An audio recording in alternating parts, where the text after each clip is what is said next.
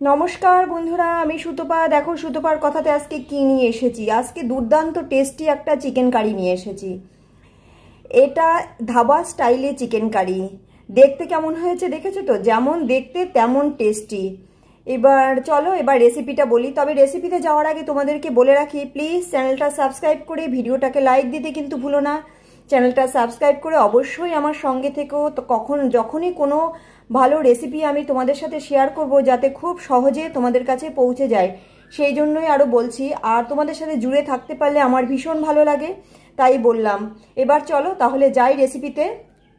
ধাবা স্টাইলে চিকেন বানাতে গেলে দেখো প্রথমে আমার লাগবে আদা আর রসুন, বেশ খানিকটা পরিমাণে নিয়ে নিয়েছি দেখো। আর পেঁয়াজগুলোকে আমি এরকম ছোট করে কেটে নিয়েছি, একদম একদম পাতলা পাতলা করে দেখো এরকম করে কাটা আছে পেঁয়াজগুলো।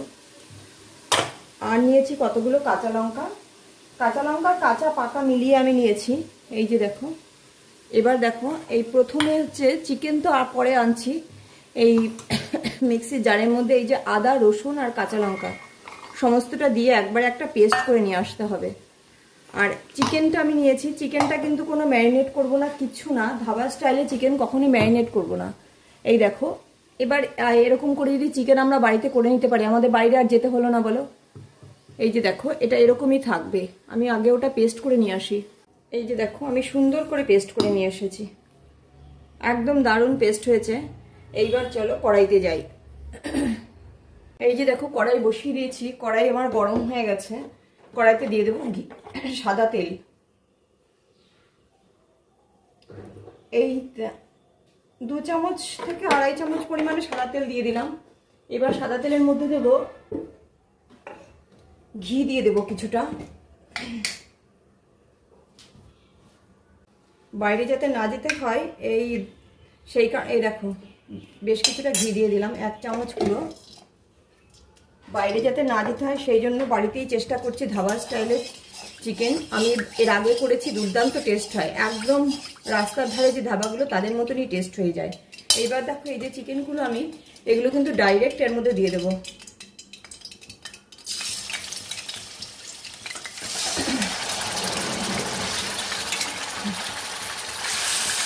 এর মধ্যে কিচ্ছু দিলাম না, না লবণ হলুদ কিচ্ছু না। এবার এটাকে নেড়ে নেব।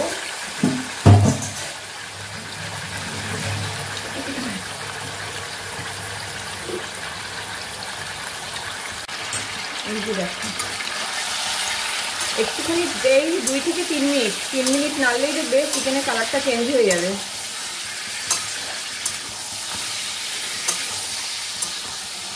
এই যে দেখো চেঞ্জ হওয়া শুরু হয়ে গেছে, কিন্তু 1 মিনিট এখনো হয়নি।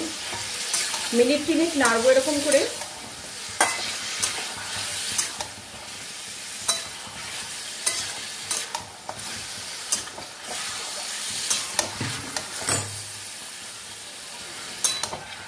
এইবার এই যে 3 মিনিট নাড়ার পরে দেখো কি করি। এই যে দেখো 3 মিনিট বাদে কি অবস্থা হয়ে গেছে, চিকেনগুলো পুরো কালার চেঞ্জ হয়ে গেছে এবং মানে উপর থেকে সাদা সাদা হয়ে গেছে। এই অবস্থায় এর মধ্যে লবণ দিয়ে দেবো,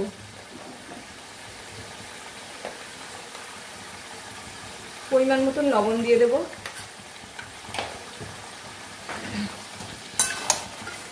লবণ দিয়ে এটাকে নাড়বো, নেড়ে মিশিয়ে নেব। মিশিয়ে নিয়ে এইবার দিয়ে দেব হচ্ছে এই যে আদা রসুন লঙ্কার যে পেস্টটা, সেটা।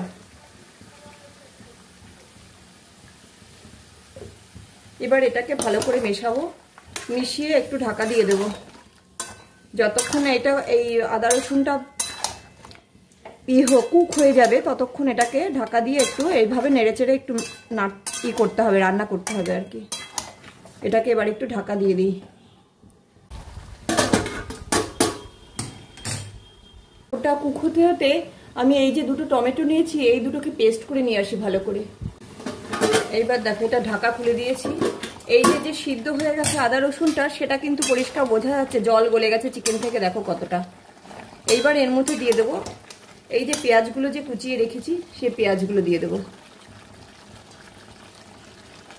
দিয়ে এবার পেঁয়াজগুলো হওয়ার জন্য অপেক্ষা করতে হবে, কিছুটা হবে এরকমই, সবই এরকম ভাবে কিছুটা কিছুটা হবে। একদম রাস্তার ধারে যে ধাবাগুলো থাকে সেই ধাবার চিকেনগুলো যেমন টেস্ট হয় এরকম করে একদিন বাড়িতে করে খেয়ে দেখবে, একদম ওরকমই টেস্ট হবে। দুর্দান্ত টেস্ট হয় খেতে। চিকেনের তো আমরা ভ্যারাইটিস খাই, এটা দুর্দান্ত টেস্ট হয়। কিন্তু এটাকে মিশিয়ে দিয়েছি, এবার এটাকে আবার ঢাকা দিয়ে দেবো। এই অবস্থায় আবার এইভাবেই করতে হবে। এই যে দেখো এটার কি অবস্থা, পুরো পেঁয়াজেরও জল গলে গেছে। এইবার এই অবস্থায় দিয়ে দেবো বাকি সমস্ত মশলাগুলো দেবো। এবার মশলার মধ্যে দেবো প্রথমে এই দেখো এপাশেটা জিরের গুঁড়ো, এই এপাশেটা ধনের গুঁড়ো, এটা জিরের গুঁড়ো দেখো দিয়ে দিলাম। আর দেবো লঙ্কার গুঁড়ো, কাশ্মীরি লঙ্কার গুঁড়ো, পরিমাণে খুবই কম দিলাম, ঝালের জন্য না, এটা রঙের জন্য দিলাম। ঝালের জন্য আমরা কাঁচা লঙ্কা দিয়েছি। আর দিচ্ছি হলুদ। এবার এই সমস্তটা দিয়ে পুরো ভালো করে মিশিয়ে নেব। মিশিয়ে এবার এটাকে কষাতে হবে পুরো, যতক্ষণ তেল না ছাড়বে ততক্ষণ কষাতে হবে। তারপরে লাস্টে আবার অন্য কিছু আছে। একদম ধাবা স্টাইলের যে চিকেন কারি, আজকে চিকেন কারিটা খুবই টেস্টি হবে। এখানে না এই পেঁয়াজ কিন্তু কোনো পেস্ট নেই, কিচ্ছু না, দুর্দান্ত টেস্টি হবে। ও আর এর মধ্যে এই অবস্থায় দিয়ে দেবো আগে টমেটো, এই যে পেস্ট করে রেখেছি সেই টমেটো পেস্টটা। ব্যাস, এবার এটাকে নাড়তে হবে শুধু। এখন আর ঢাকা দেবো না, এখন এইভাবেই নাড়বো। কিছুক্ষণ নাড়লেই দেখবে তেল ছেড়ে দেবে। আর ঢাকা দেবো না এখন।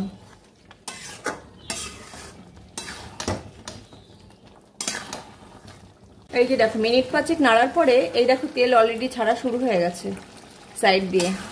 এইবার এই অবস্থায় দিয়ে দেবো গরম মশলার গুঁড়ো,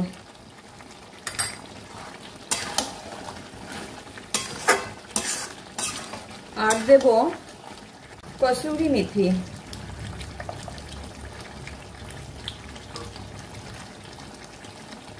কসুরি মেথি দেওয়ার জন্য এটা টেস্ট আরো বেড়ে যায় মনে হয় যেন। দিয়ে এইভাবেই নাড়বো আবারও।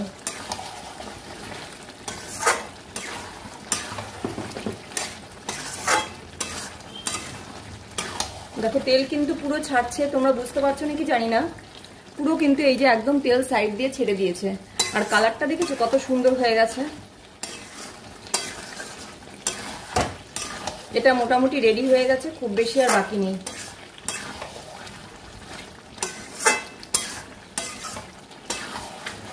আর এই অবস্থায় দেবো অল্প একটু চিনি, খুব বেশি না। এই যে দেখো কয়টুকু দিচ্ছি।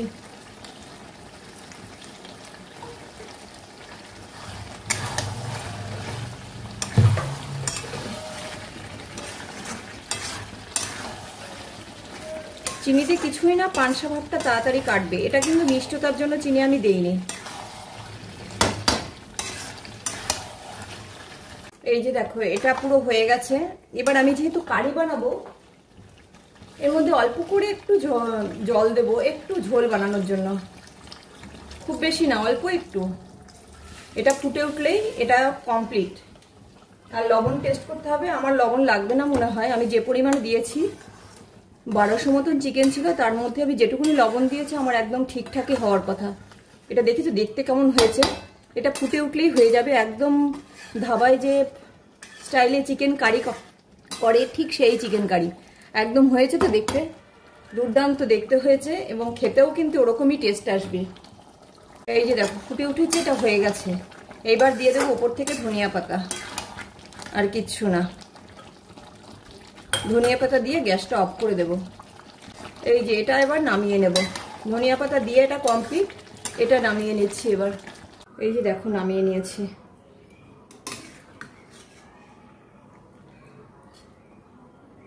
ভাত, রুটি, লুচি সমস্ত কিছুর সাথে ভালো লাগবে। চিকেন কারি তো সব কিছুর সাথেই ভালো লাগে। আর তোমরা প্লিজ আমাকে কমেন্টস করে জানাবে আমার এই রেসিপিটা কেমন লাগলো তোমাদের। আর সাবস্ক্রাইব এবং লাইক করতে কিন্তু ভুলো না, অবশ্যই ভিডিওটাকে লাইক করে চ্যানেলটাকে সাবস্ক্রাইব করে দিও।